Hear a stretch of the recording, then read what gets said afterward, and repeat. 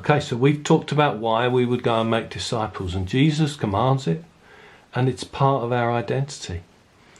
But you know, the world is a big place, so we want to begin to think, where would we start with this work of making disciples? So we're just going to go over the page and we're going to look at who. Who do we start with? And what I want all of us to do is just write your name in the middle of the page there. Just pop a circle around it, just like that. And every one of us, I'm going to ask us to think of 4 or maybe just 5 people you know that are far from God. Okay, so let me just write some people here that I know that are far from God. Okay, so there's my friend Rick.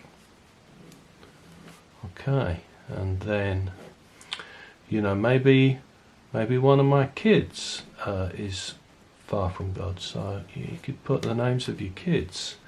And then I've got a neighbour, Alan,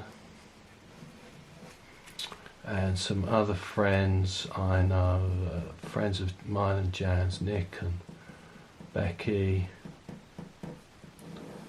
Okay, so there you go, 4 or 5 people that we know that are far from God.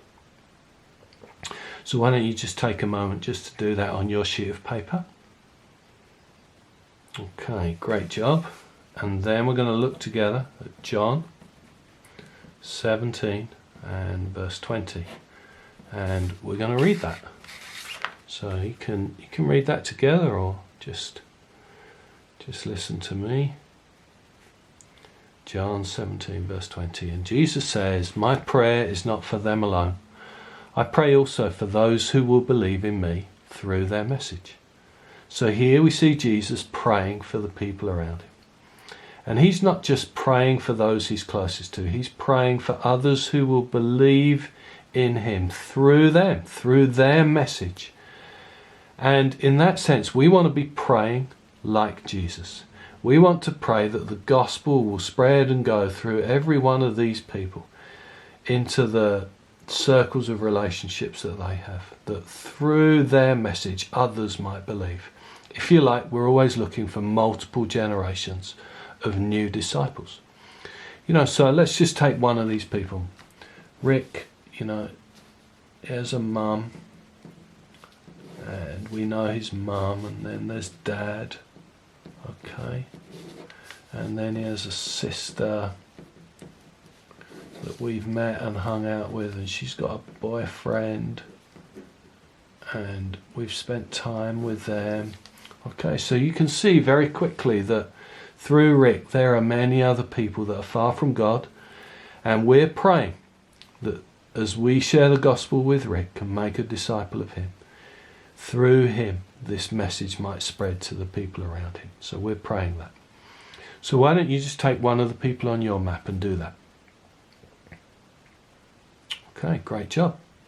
Now we call this our people map. Just helps every one of us begin to understand who has God put us amongst.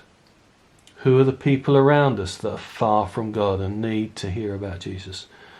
Who could we begin to share the gospel with and make disciples of? We could begin here with the people on our people map. So why don't you just turn to your partner now and just practice drawing that out with each other, or train each other in drawing out your people map. And then what we'll do is we'll come back and we'll do the next part. Thanks everyone.